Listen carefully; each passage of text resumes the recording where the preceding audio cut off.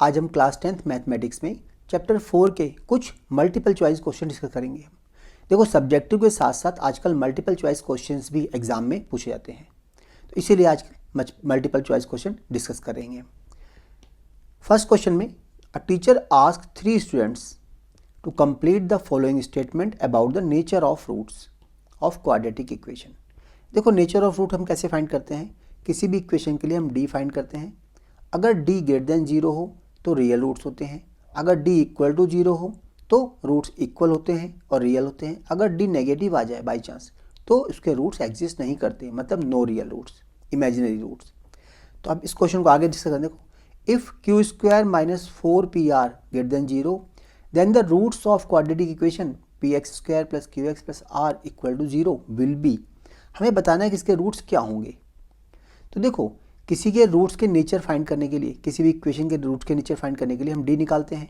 अगर इसका हम डी निकालें तो डी होता है B square minus 4ac। B तो यहाँ क्यू दिया हुआ है, it means Q square minus 4। ए हमारा पी है और सी है आर। तो देखो, क्यू स्क्वायर माइनस 4pr और हमें यहाँ पहले ही दिया है Q square minus 4pr greater than 0 है। इट मीन्स इसके रूट्स रियल हैं, कन्फर्म है इस बात का। अब हम देखो आंसर क्या है तीनों के। पहला स्टूडेंट आंसर देता है, गुप्ता आंसर करता है कि ऑलवेज पॉजिटिव होंगे। योगेश आंसर करता है कि पॉजिटिव होंगे अगर पी क्यू आर तीनों पॉजिटिव हों। और लास्ट में दीप्ति आंसर करती है कि नेगेटिव होंगे इफ़ पी क्यू आर तीनों पॉजिटिव हों। हमें वेरीफाई करना है किसका आंसर सही है।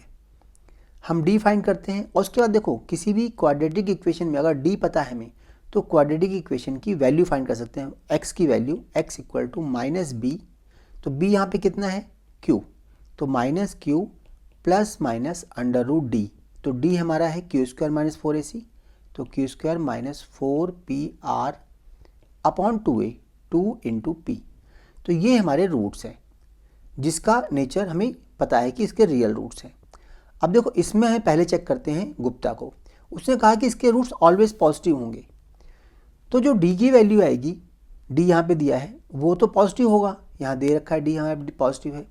बट डी की वैल्यू कितनी भी पॉजिटिव आए, देखो क्यू स्क्वायर माइनस 4pr, इसका जो स्क्वायर रूट होगा वो ऑलवेज क्यू से लेसर होगा।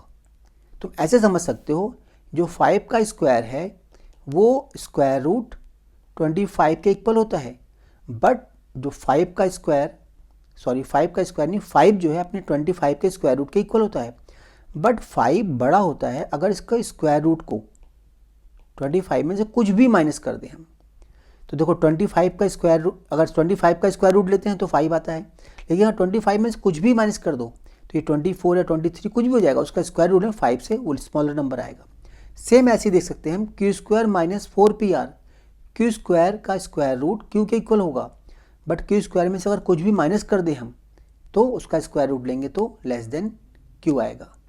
तो यहाँ हमें कंफर्म है इस बात का कि जो स्क्वायर रूट के अंदर की वैल्यू है, ये वैल्यू इसका जो सॉल्यूशन आएगा वो क्यू से स्मॉलर होगा। अब आते हैं फर्स्ट पार्ट पे।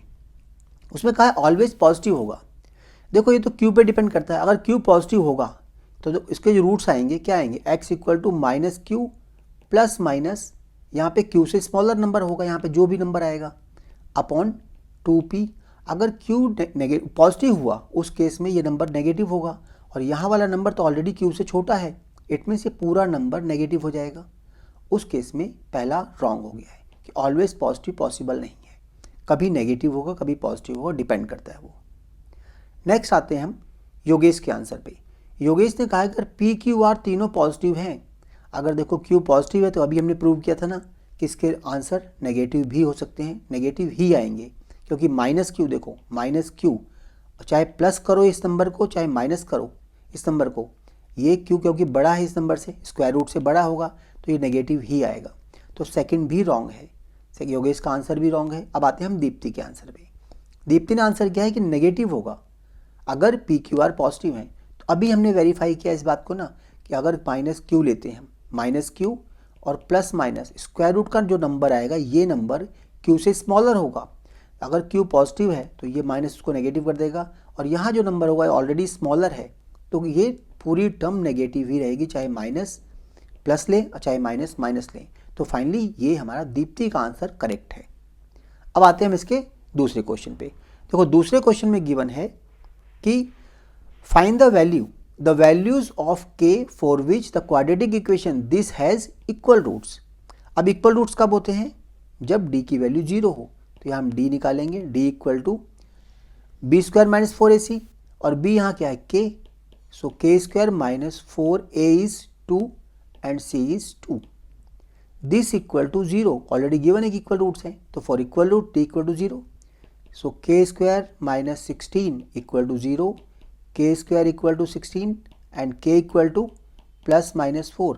जब भी कभी स्क्वायर रिमूव करते हैं तो स्क्वायर रूट लेते समय हम प्लस माइनस दोनों लेते हैं, क्योंकि माइनस 4 का स्क्वायर भी देखो 16 होगा और प्लस 4 का भी स्क्वायर 16 होगा।